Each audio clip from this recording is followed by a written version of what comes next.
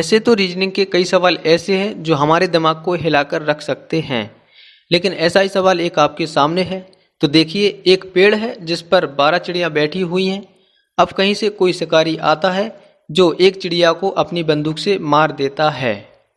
अब अगर आपसे पूछा जाए कि उस पेड़ पर कितनी चिड़ियां बचीं, तो अगर आपका आंसर 11 है तो बिल्कुल गलत है।